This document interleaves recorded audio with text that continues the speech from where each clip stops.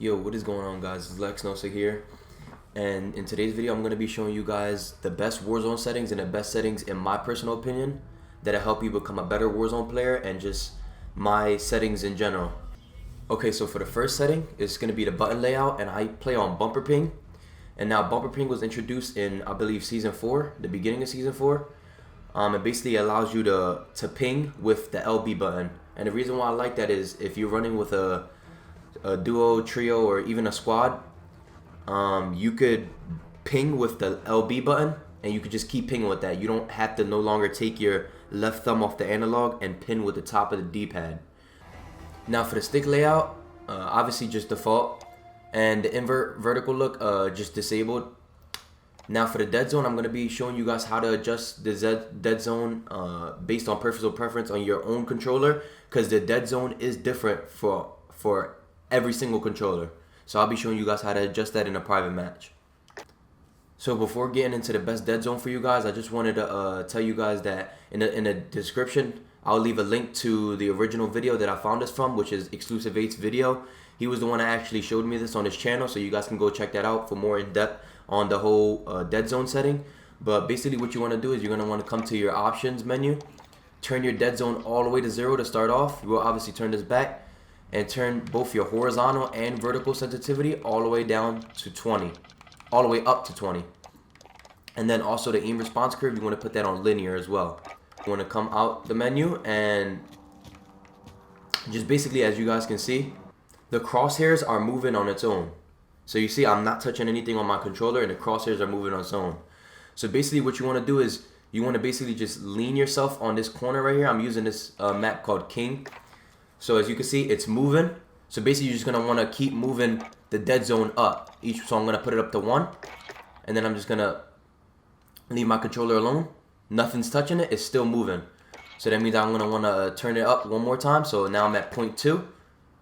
And it also works to sometimes when you come on this corner right here to just flick your analog. Just keep flicking it and then letting it go. And if it even moves a tiny bit, which you can actually see a little tiny bit that is actually moving. So that's why my best Deadzone setting is 3. So that's why 3 works for me, because if I line this up on the corner, that little dot on the corner right there, it's not moving at all. So that means this is the 0.3 is the best Deadzone setting for me. So now obviously you want to just turn all the settings back. So obviously I'm going to keep my Deadzone at 0.03. And then my sensitivity, I'm going to actually put it back. And the response curve, I'm actually going to put it back as well.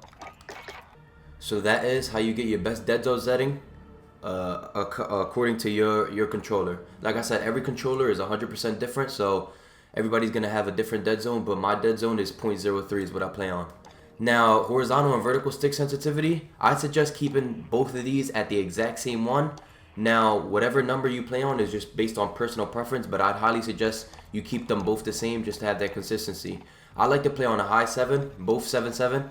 That's just my personal preference, but I'd highly suggest you just choose anyone between 4 to about 10, because I think you'll be most consistent from sensitivity 4 to 10. Now for ADS sensitivity multiplayer, I just keep these both on 1. I never actually bothered to change those. For my aim response curve, I just like to keep that on standard. And for my controller vibration, I like to turn this off and keep it disabled. I hate having this enabled. This throws off your aim 100%. It throws it off completely. With the controller vibration enabled, whenever you shoot your gun, obviously your controller vibrates, and that just kills your aim. It just throws it off completely. So just play with the controller vibration disabled. Now for aim assist, I like to just play on the standard traditional aim assist. I know there was a little bug where the focusing one was like extremely overpowered. It would just basically like lock onto people. But if I'm not mistaken, I don't think that actually works anymore. So I just keep it to the standard. Weapon mount activation, just ADS and melee. That's nothing too important. Weapon mount exit, that's disabled. That's just based on personal preference. Aim down sight, obviously hold. That's just the traditional one. Equipment behavior, hold as well. Now the use/reload behavior, this is a crucial one for Warzone especially. Contextual tap is usually the default one is just tap to reload. Contextual tap is the greatest thing you want to use in Warzone. This helps you loot faster, way faster. So basically what this allows you to do is basically when you're picking up loot, instead of holding the X until that round circle thing goes around and then you pick up your gun or pick up your loot, basically this just allows you to just tap it. And it's just so much faster when coming in and into Warzone and just looting all the weapons. I'd highly recommend contextual tap. Now the depleted ammo switch, obviously just enabled. That just allows you, when your weapon runs out completely out of ammo, it automatically switches to your secondary weapon. I don't see why you'll have that disabled. Slide behavior, I suggest having on tap. The default one is hold, but this is just tap. I just like to tap the B button to slide instead of just holding it. I find tapping it just finds it way faster and just better for me in general. Now auto move forward, I had that disabled. The automatic sprint, I know people like to run automatic tactical sprint, but I like to just keep that disabled for the fact that I just don't mind constantly just clicking in the analog. And when you do have the automatic tactical sprint, whenever you pick up a shotgun, you can't move forward while shooting at the same time, so that kind of throws me off. So I just like to keep that disabled. But that's just all based on personal preference. If you are completely comfortable with using automatic tactical sprint, just go for it, but I just like to keep it disabled. Vehicle camera recenter, that just helps your recenterment on vehicles.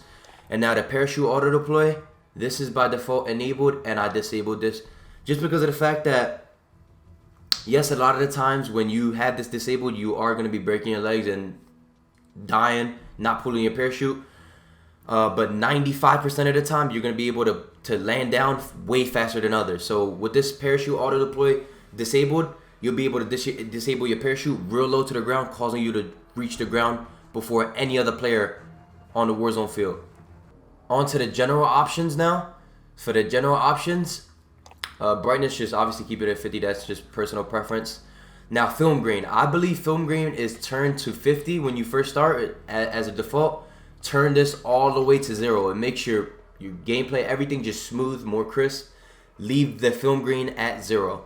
Now for the world motion blur and the weapon motion blur, I can't stress this enough how I can notice this on anybody's screen. Like if I was ever spectating somebody when I'm dead in Warzone or whatever the case may be, I can notice this super easily.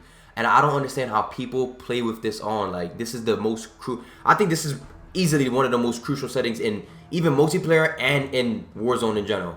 World motion blur and weapon motion blur disabled, both of them. Now as you can see, the picture on the right is with it enabled, so whenever you move, that's how it's gonna look. And with the weapon motion blur, that's how your weapon's gonna look on the right screen. I don't understand how people even play with that. Like it just makes it so blurry. So both of these disabled 100%.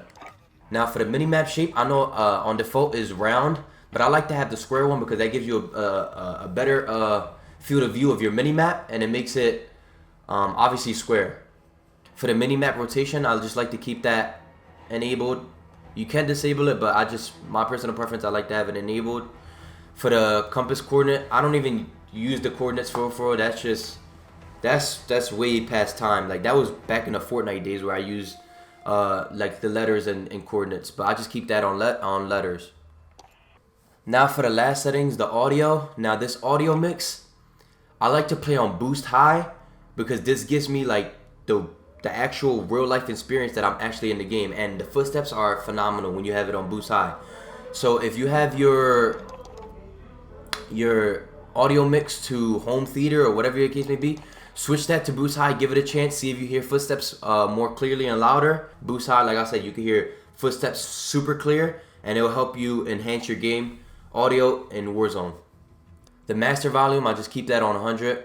Now the music volume is just the music volume in the menu screen. I just like to keep that on 30. I know it's by default it's on 100, but the music, it just is way too loud when I'm in the menu creating my class and stuff like that. So just keep that on 30 if you like. Now one last thing I did want to go over. Now this does apply in the settings, but it doesn't really apply as like a setting itself. That I wanted to show you guys is that if you go all the way into the general options and then you go all the way down to game installs, you can actually manage all of your game installs from Modern Warfare in general. So as you can see right here, I uninstalled the Campaign Pack 1, Campaign Pack 2, Special Ops Pack 1, and Special Ops Pack 2. This saved me a whole lot of space because first of all, I don't touch Spec Ops at all in this game. and I don't play campaign at all. So these are just wasting space on my Xbox. So if you guys have a PS4 or Xbox or even a PC, just uninstall whatever you don't play. Like obviously, if you don't play multiplayer, uninstall the multiplayer packs. I, however, run multiplayer to rank up my guns for Warzone, so I kept those installed. But obviously, keep the data pack installed and multiplayer pack 1, 2, and 3 if you play multiplayer. But if you specifically just play Warzone, just keep the data pack 1 installed and that's it. You can save so much space. You don't need all this extra stuff. So that's it for today's video, guys. If you guys did enjoy this video and you want to see more of this content, please do like and subscribe and let me know what you guys think of these settings, and if they did help you. If they didn't, just let me know what you guys think in the comments, and I'll talk to you guys next time.